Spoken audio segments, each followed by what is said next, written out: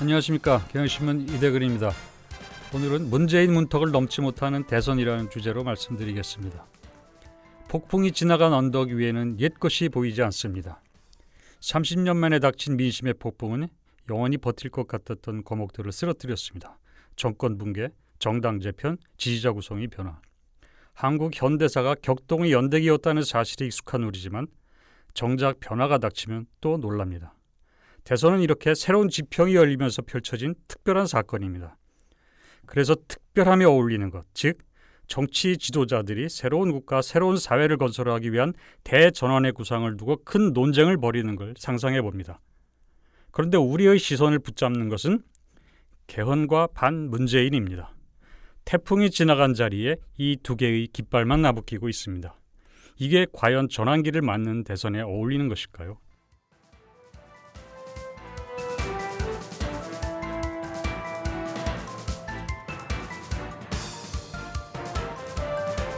헌법은 한 공동체의 가치와 제도 운영 원리를 담고 있습니다. 그래서 얼핏 개헌 논의는 큰 변화를 다루는 문제처럼 보입니다. 하지만 의원들이 주도하는 개헌론은 정부 형태에 집중되어 있습니다. 특히 의원 내각제로 권력을 분산하자는 쪽에 몰려 있습니다. 의원 내각제가 실제 권력 분산 효과가 있는지와는 별개로 의원 내각제에 대한 일반적 인식이 그렇기 때문에 분산은 명분이 들만합니다. 그 명분을 믿고 구여당인 자유한국당과 바른정당 그리고 국민의당이 지난주 3당 합의로 개헌안을 기습 발표했을 것입니다. 이 3당 개헌안에 분권형 대통령제라는 이름표를 붙였지만 실체는 의원 내각제입니다. 대선에 지더라도 권력 일부를 차지할 길을 열어두려는 것입니다. 국민의당이 탄핵당한 세력과 손잡는 불편을 참은 것도 권력 일부라도 손에 쥘 가능성을 열어두려는 생각 때문이었을 것입니다. 대통령의 임기 3년 단축안도 마찬가지입니다. 남의 권력이 될 것 같은 대통령 임기는 줄이고 의원 자신들의 임기는 스스로 보상받겠다는 매우 이기적인 제안입니다. 그런데 과연 이렇게 권력을 쪼개는 일이 대전환기 대선 국면에서 정치인이 우선해야 할 과제일까요? 그것보다 시민이 권력을 위임해주면 그 권력으로 세상을 어떻게 바꿀 것인지 호소하고 대안을 내놓는 일이 더 중요한 것일까요? 그동안 여러 세력이 수차례 개헌의 불씨를 살리려는 노력을 수없이 했음에도 불구하고 매번 불씨가 꺼진 이유가 있습니다. 개헌은 지금 시민들이 원하는 것이 아니기 때문입니다. 그건 이제 와서 더 분명해졌습니다. 개헌은 다음 정권이 들어서서 구체제 총선 작업과 개혁 입법을 하고 나서 시민의 뜻을 모아서 판단해야 할 문제라는 쪽으로 의견이 모아지고 있습니다.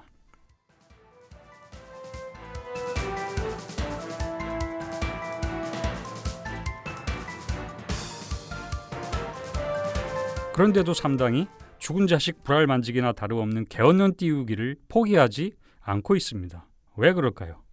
개헌 말고 대선판을 조금이라도 흔들 수단이 달리 없다고 판단했을 것이기 때문입니다.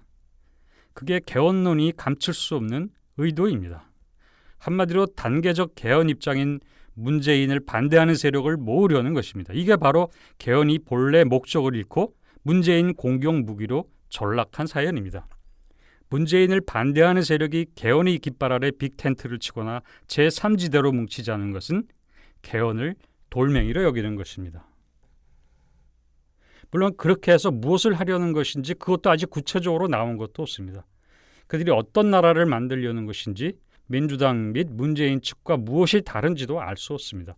일단 뭉치자는 게 목적입니다. 뭉치고 나면 무엇을 할지 아마 그때 결정을 할 것입니다. 결국 개헌을 앞세운 반문연대 빅텐트 제3지대 주장은 문재인만 아니면 다 좋다는 맹목에 지나지 않습니다. 그렇다면 폭풍이 지나간 언덕에 나부끼는 깃발은 두 개가 아니라 하나, 반문뿐입니다.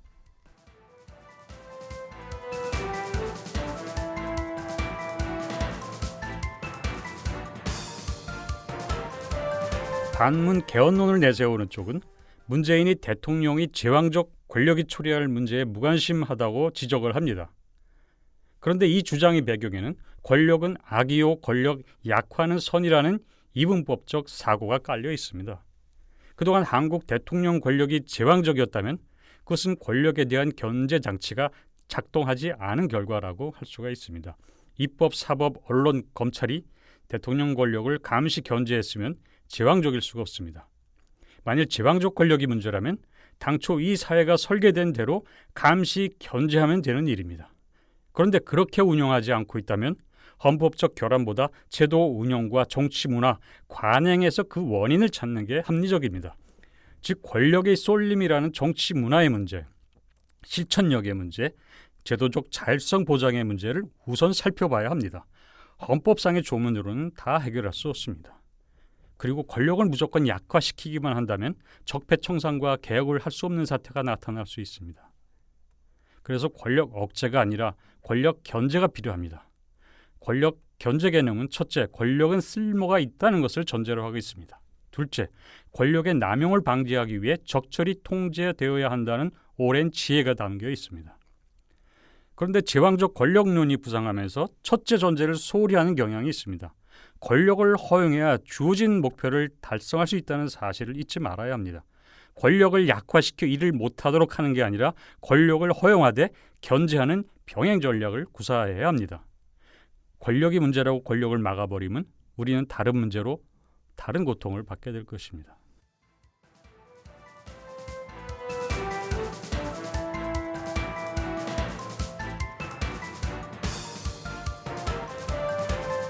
욕망을 욕망으로, 이기심을 이기심으로, 야심을 야심으로 상호 견제하며 균형을 맞추는 것이 인간 사회의 규범으로 자리 잡힌 지 오래됐습니다. 이미 16세기 마키아벨리는 권력의 추구를 부끄러운 일, 부도덕한 일로 보는 낡은 관습을 깼습니다. 18세기 아담 스미스는 이기적 욕망의 추구를 적극 권장했습니다. 이기심이 상호 경쟁하면 더 나은 사회를 만들 수 있다고 보았기 때문입니다. 20세기 막스 베버는 권력은 악마와 손을 잡는 것으로 봤습니다. 권력은 위험한 것이기에 잘 다뤄야 하지만 피할 수는 없다고 봤습니다. 우리가 흔히 대선 주자의 자격을 논할 때 권력 의지가 있는지를 묻는 것도 같은 이유입니다.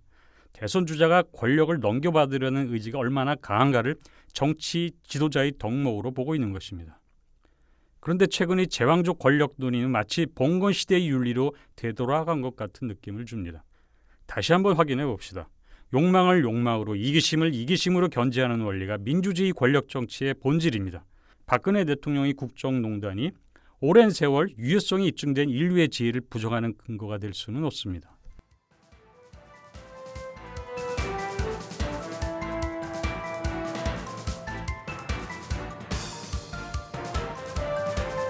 그래서 우리는 문재인의 이기심을 존중해야 합니다. 문재인의 권력 추구를 받아들여야 합니다. 마찬가지로 안철수, 손학규, 김종인의 이기심도 존중해야 합니다. 그들이 권력 추구 역시 수용해야 합니다.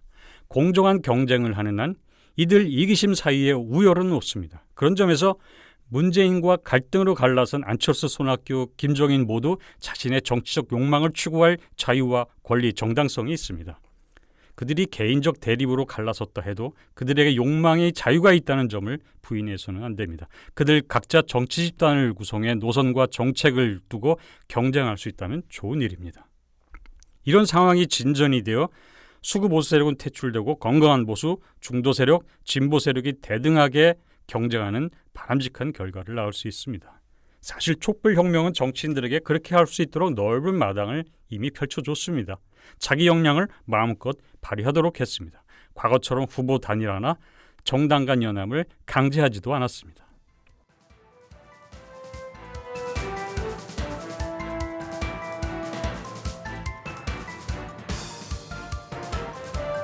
문제는 이들 사이에 아직 노선과 정책의 분화가 잘 드러나지 않는다는 사실입니다. 그 때문에 자연히 인물 경쟁이 부상하고 작은 문제를 둘러싼 대립이 부각되고 있습니다. 이제야 잠잠해졌지만 한동안 제3지대니 빅텐트니 하는 구상이 있었는데 이 구상은 전환기적인 사건인 대선을 개인화하는 잘못을 드러냈습니다. 개인화란 대선의 경쟁 구도를 문재인 대 문재인을 반대하는 사람들 간의 인물 경쟁으로 바꾸는 것을 말합니다. 대선의 특성상 인물 경쟁의 경향을 배제하기는 어렵습니다. 그러나 한국 정치는 그동안 인물 중심 정치의 폐해를 충분히 경험했습니다. 이제 최소화하려는 노력이 필요합니다. 그동안 인물 경쟁은 이렇게 시작했습니다. 처음에는 어떤 인물의 입장과 견해가 마음에 들어 그를 좋아하게 됩니다. 하지만 나중에는 그 인물의 입장이나 견해가 어떤지는 관심을 두지 않고 인물 자체를 맹목적으로 추정하고 바로 그 때문에 그 인물과 노선 및 정책을 공유하는 사람이라 해도 자신이 추종하는 인물과 가깝지 않거나 경쟁 관계에 있다는 이유만으로 적대시합니다. 이게 바로 인물 중심 정치의 폐해입니다. 이것은 일반 시민뿐만 아니라 교수, 전문가, 정치인들 사이에서도 목격되는 현상입니다. 이번 대선도 문재인 대 반문재인이라는 바람직하지 않는 인물 경쟁 구도 양상을 띠고 있습니다. 유력주자 문재인을 견제하고 비판하고 검증하는 것은 매우 중대하고 절대 필요한 일입니다. 대선 주자로서 문재인이 충분히 자격이 있는지 검증하고 문재인의 한계는 무엇인지 드러내고 어떤 비전을 갖고 있는지 문재인의 공약을 실행 가능한 것인지 그만한 구체성을 갖고 있는지 묻고 따져야 합니다. 그러나 어떤 인사의 문재인 비판은 사적 감정 표현에 지나지 않는 경우가 있습니다. 그렇게 해서는 문재인을 올바로 검증할 수 없습니다. 그렇게 하면 문재인이 한계에 집중하는 게 아니라 말하는 이의 의도에 집중하게 됩니다. 묻지마 반문은 오히려 문재인의 대세론을 키우고 문재인의 한계를 덮는 효과를 냅니다. 민주당 밖의 문재인 공격보다 당내의 문재인 비판이 더 효과적인 것도 이 점을 입증합니다.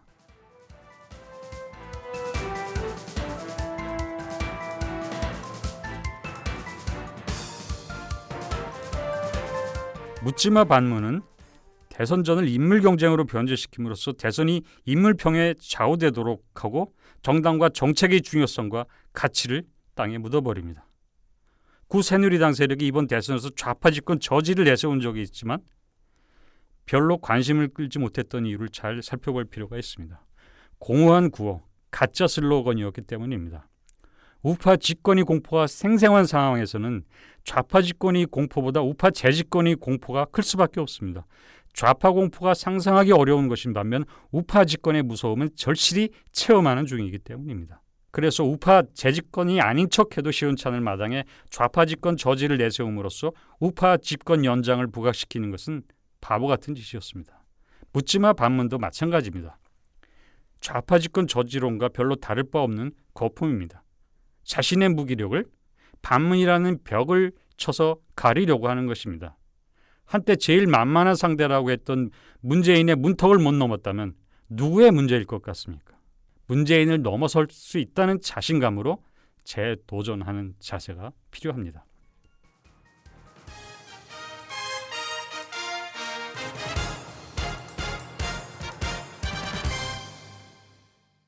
한마디로 이번 대선은 너무 작거나 너무 큽니다. 대전환기의 선거임에도 불구하고 문재인이란 인물이 호를 중심으로 전개되고 결국 문재인 문턱을 넘느냐 마느냐의 실랑이에 집중하고 있다는 점에서 너무 작습니다. 반면 문재인 아닌 것은 모두 다 좋다는 식으로 전개되고 있다는 점에서는 너무 큽니다. 문재인 아닌 것의 집합은 너무 커서 비현실적입니다. 선택할 수가 없습니다. 너무 작아서 너무 커서 다 선택할 수가 없습니다. 문재인 그리고 문재인을 반대하는 세력 모두 문재인을 넘어야 합니다. 거대한 변화를 앞에 둔 우리가 요즘 너무 작아 보이지 않습니까? 이대근이었습니다.